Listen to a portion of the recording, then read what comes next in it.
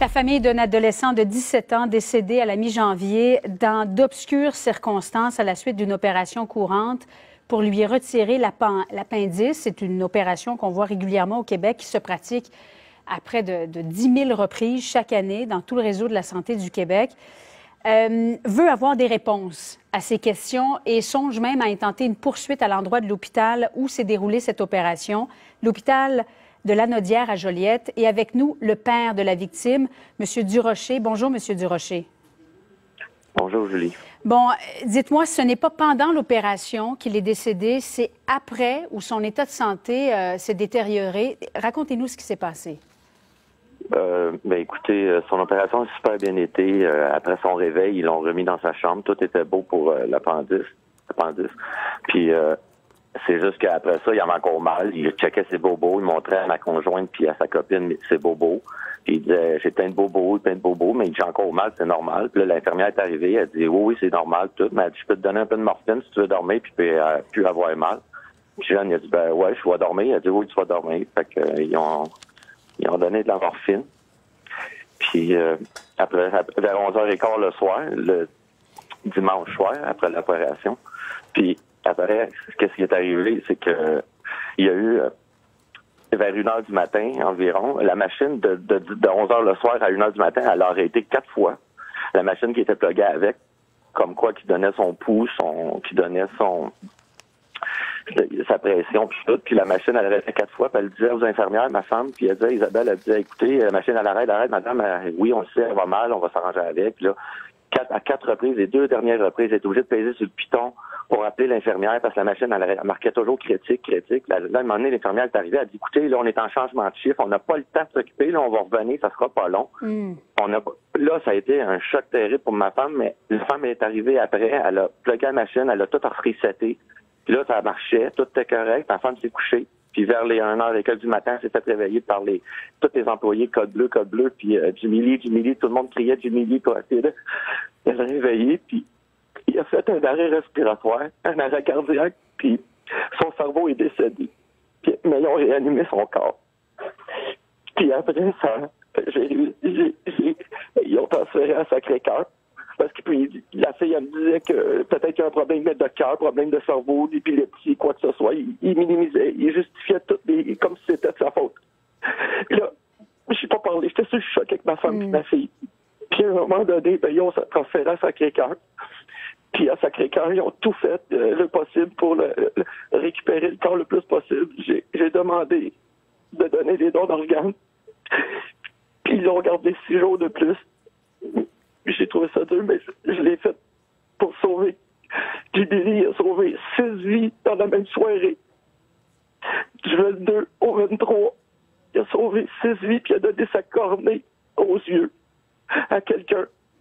Ça, pour moi, c'est la plus belle chose que mon fils a pu faire pour toutes les erreurs qui est arrivées à Joliette. Oui, alors que votre garçon n'est pas du tout responsable de ses erreurs, M. Durocher. On comprend votre détresse, vos pleurs en ce moment, parce que c'est un décès qui remonte à quelques jours seulement. Oui. Est-ce que c'est en raison de la dose de morphine qui a été mal calculée? Vous me parliez de la machine aussi. Oui. Qu'est-ce qu'on vous a donné comme explication du côté de l'hôpital? L'hôpital ne m'a rien donné à part que justifier que mon fils avait un problème de cœur ou un problème de cerveau ou un problème de quelque chose qu'ils ne savent pas. Il a tombé dans un coma profond puis il ne comprenait pas pourquoi. Alors que votre garçon était en bonne santé. Très bonne santé. Il a passé tous les tests à Sacré-Cœur, de tous les tests de sortes de drogues qui existent sur le marché puis dans la rue. Il a passé tout à zéro. Tout était super correct. La preuve, c'est qu'il a sauvé 6 vies. Son cœur a rétabli, ses poumons, son foie, ses reins, ainsi que je sais pas, un autre morceau là, qu'ils ont donné. Puis c'est pour vous montrer à quel point il était vraiment en santé. Puis c'est le docteur de Sacré-Cœur avec son équipe que je remercie beaucoup. C'est le docteur Bellemare, Patrick Bellemare, avec toute son équipe de Sacré-Cœur qui ont fait une maudite belle job. Puis tellement fin, ils nous ont soutenus, ils nous ont aidés. Ils ont aidé toute ma famille qui était là. On était une trentaine dans l'hôpital, puis tout le monde était soutenu. Puis ça, Joliette n'ont rien fait de tout. Au contraire, ils m'ont chupé à Sacré-Cœur, puis ils m'ont juste dit des choses négatives sur mon fils. Ça a été la chose la plus dure que j'ai entendue dans ma vie. Monsieur Durocher, vous songez à intenter une poursuite à l'endroit de l'hôpital de Joliette, d'ailleurs? Oui, j'attends une poursuite. On est en train d'ouvrir le dossier là-dessus avec le maître... Maître Ménard. Martin Ménard. Oui, Martin Ménard, exactement. Jean-Pierre Ménard, oui, qui est spécialisé dans ce type de dossier. Oui. Puis là, c'est ça, c'est parti, là, c'est ouvert, puis on va poursuivre l'hôpital. Puis c'est sûr et certain que ça va aller un petit peu plus loin que ça. Quelles sont vos attentes à l'endroit de l'hôpital si vous intentez des poursuites, M. Durocher? Je veux plus que ça arrive. Je veux plus qu'il y ait de famille qui souffre à cause de ça. Et je veux que le message se rende assez loin pour qu'il se passe quelque chose, puis que ça bouge, et non que ça reste en dessous. Je sais pas si vous me suivez. Ah oui, absolument. Il y a beaucoup de cas de l'hôpital. J'ai entendu beaucoup de cas. Il y a des gens qui sont venus me voir. Il y a des gens qui m'ont parlé sur Messenger, Internet, qui m'ont donné des cas qui ça les est arrivé, puis tout, puis ça n'a jamais été loin. Ça n'a jamais été au plus loin que rien. Ça n'en parle pas plus qu'il faut. Puis c'est des cas similaires, des cas de doses de morphine, des cas de toutes sortes de choses que les gens tombaient puis ils réanimaient. Il y en a qui ont été réanimés là-dessus. Puis mon fils, lui, ça lui a pris 36 minutes pour essayer de le réanimer.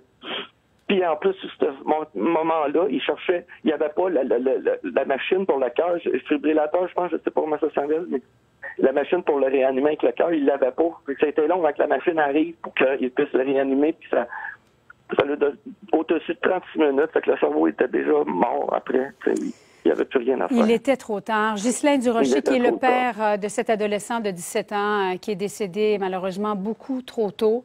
On va suivre le dossier avec vous, bien sûr. Merci beaucoup de nous avoir parlé ce matin. Je comprends que c'est encore extrêmement difficile. Vous avez été très généreux. Beaucoup de courage, d'ailleurs, de votre part de nous avoir parlé. Et on suit le dossier. Merci. Merci, Julie. C'est très gentil.